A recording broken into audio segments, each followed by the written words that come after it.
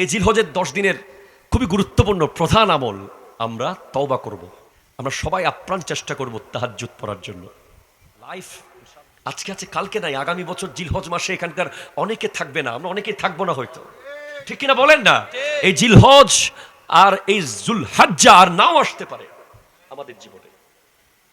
আমরা অ্যাপ্রোপ্রিয়েটলি তওবা করব ইনশাআল্লাহ। বলেন 2 নম্বর কাজ হলো অধিক পরিমাণ নেক আমল করার শপথ করব এই 10 দিন। 3, আমরা বেশি বেশি জিকির করব। এই 10 দিনে আমরা কি করব? বেশি বেশি জিকির, কন্টিনিউ আমাদের জিকিরের মধ্যে আমাদের মনোনিবেশ থাকবে। 4, এই 10 দিনে আমরা নখ, চুল, শরীরের পশমগুলো কাটবো না। কোরবানির পশুর গলায় ছুরি দেওয়ার পরে কাটবো। এই মুস্তাহাব আমলটা করলে একটা কোরবানি দেওয়ার সওয়াব পাওয়া যাবে, ইম্পর্টেন্ট।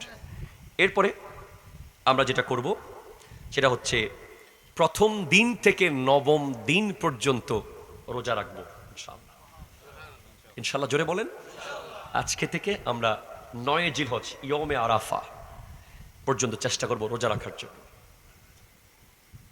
মনে রাখবেন, এই এক একটা আমল আপনার জীবনটাকে পাল্টে দেবে।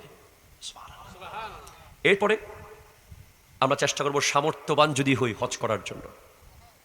যারা হজে গিয়েছে, আমরা যারা যেতে পারি নাই, আল্লাহ যেন আমাদেরকে কবুল করে, আমিন জোরে বলেন। সামর্থ্যবানরা হজ করবে। এরপরে খুবই গুরুত্বপূর্ণ, অন্তত এই 9 দিন না পারলেও অবশ্যই 9 জিলহজ ইয়ৌমে আরাফার দিন আমরা অবশ্যই চেষ্টা করব রোজা রাখার জন্য। মনে রাখবেন, ইয়ৌমে আরাফার দিন যারা রোজা রাখে, আমার নবীর হাদিস, আল্লাহ তাদের 1 বছর আগের গুনাহ মাফ করে দেয়, 1 বছর পরের গুনাহ অগ্রিম মাফ করে দেয়।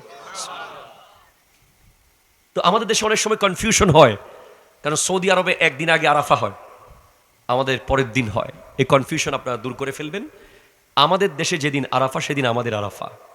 আরও যদি আপনি আরও বেশি অ্যাপ্রোপ্রিয়েট হতে চান, তাহলে আপনি সৌদি আরব যেদিন আরাফা সেদিনও রেখে দেন রোজা, এখানে যেদিন সেদিনও রেখে দেন। 2টা রেখে দিলে অবশ্যই নিশ্চিত হতে পারবেন যে আপনি আরাফা রোজা পেয়েছেন। 1 বছর আগের গুনাহ মাফ, 1 বছর পরের গুনাহ মাফ। এরপরে তাকবীরে তাশরিক খুব ইম্পর্টেন্ট। 9 জিলহজ ফজর থেকে 13 জিলহজ আসর পর্যন্ত প্রত্যেক ফরজ নামাজের পর আল্লাহু আকবার, আল্লাহু আকবার, লা ইলাহা ইল্লাল্লাহ, আল্লাহু আকবার, ওয়ালিল্লাহিল হামদ।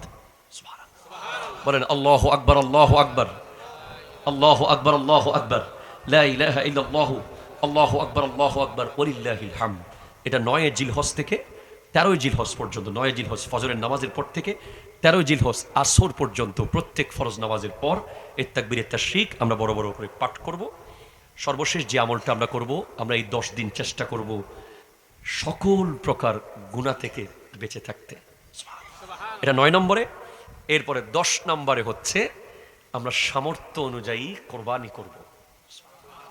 কোনো ব্যক্তিত্বের জন্য নয়, কোনো কাউকে দেখানোর জন্য নয়, ঋণ করে সুদে টাকা নিয়ে কোরবানি করার কোনো দরকার নাই। যদি 10, 11, 12, 10 জিলহজ, 11 জিলহজ, 12 জিলহজ এই 3 দিনের ভিতরে আপনার মধ্যে 10 জিলহজ ফজরের পর থেকে 12 জিলহজ আসরের সূর্য ডুবার আগ পর্যন্ত এই 3 দিনের ভিতরে যদি আপনার কাছে 7.5 ভরি স্বর্ণ অথবা 52 ভরি রূপার পরিমাণ সম্পদ চলে আসে, আপনার উপর কোরবানি ওয়াজিব হবে। স্বর্ণের হিসেবে প্রায় করতে গেলে 16-17 লাখ টাকার মতো থাকলে, আর রূপার হিসেবে 1,86,000 বা 85,000 টাকার মতো থাকলেই আপনাকে কোরবানি করতে হবে। এটা আল্লাহর জন্য করবেন। এরপর আমরা বেশি বেশি দোয়া করব। এই আমলগুলো আমরা আগামী 10 দিন করব ইনশাআল্লাহ। আল্লাহ পাক আমাদেরকে এই আমলগুলো করার তৌফিক দান করুক।